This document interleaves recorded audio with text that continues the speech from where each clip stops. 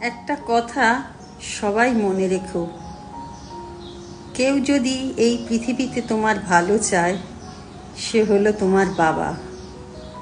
বাবার তুলনা কিন্তু হয় না।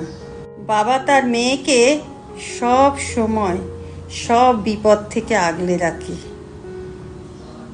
সেই জন্যেই মনে হয় মেয়েদেরকে বলা হয় পাপা কি পরি। আমরা মেয়েরা যত দোষ অন্যায় করি না কেন, বাবা কিন্তু সব কিছু ক্ষমা করে আগলে আমাদের কাছে টেনে রাখে। সেই জন্যেই বাবা আমাদের কাছে সুপার হিরো। বাবা তোমার তুলনা তুমি নিজেই। যখন কেউ আমাকে বলে আমি বাবার মতন, তখন আমি খুব গর্ব অনুভব করি।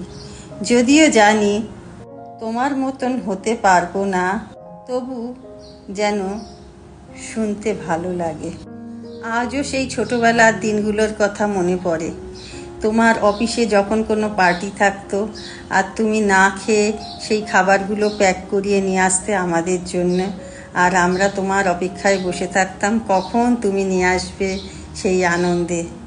একবারের কথা মনে আছে, বাবা তখন ভুবনেশ্বরে ট্রান্সফার হয়ে গেছিল, ছুটিতে বাড়ি এসেছিল। আর রাত্রে আমি পড়াশুনো করতে বসিনি বলে মা একটা চর মেরেছিল আমাকে। আর তুমি খাবার ফেলে উঠে গেছিলে এবং সেই রাত্রেই তুমি ট্রেন ধরে পিসির বাড়ি চলে গেছিলে। পরের দিন তুমি পিসির বাড়ি থেকে ট্রেন ধরে ভুবনেশ্বর চলে গেছিলে। খুব আজও কাঁদায় সেই কথাটা মনে পড়লে আমায়। তারপরে যখন নেক্সট টাইম তুমি এসেছিলে, আমার জন্য অনেক জামা কাপড় কিনে এনেছিলে, যাতে আমি সেই কষ্টটা ভুলে যেতে পারি। আজও সেই কথা মনে পড়লে আমার চোখে জল চলে আসে। তুমি যেখানেই থাকো বাবা, ভালো থাকো, সুস্থ থাকো। আর যদি আগামী জন্ম বলে কিছু থাকে, আমি যেন তোমার মতন বাবাকেই পাই। আই লাভ ইউ বাবা। জীবনের শেষ দিন অবধি তুমি আমার হৃদয় জুড়ে থাকবে। জন্ম জন্মান্তর যেন আমি তোমার মতন বাবাকেই পাই। সবাইকে জানাই হ্যাপি ফাদার্স ডে।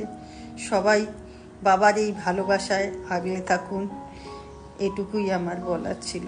সমস্ত বাবারা ভালো থাকবেন, সুস্থ থাকবেন এবং মেয়েদেরকে এইভাবেই সারা জীবন আগলে রাখবেন।